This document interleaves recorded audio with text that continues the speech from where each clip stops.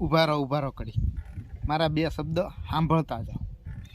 આંબાલાલ કાકાએ આગાહી કરી એટલે તમને કોઈને ન સારું લાગ્યું ને, ન સારું લાગે, અને ખાસ કરીને તો ખેડૂતને ન સારું લાગે.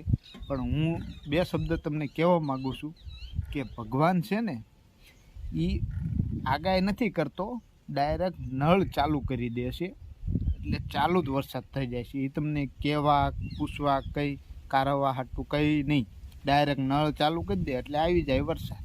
પણ આંબાલાલ કાકા તમને ચેતવે છે કે ભાઈ તમારે મોલ હોય કે આ હોય કે તમે મગફળી હોય કપાસ હોય ગમે હોય લઈ લેજો.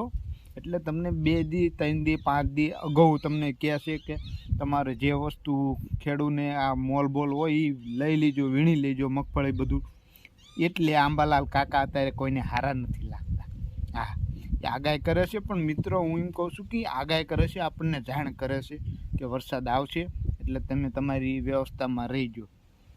આ વાત સાચી છે પણ થોડીક કડવી છે.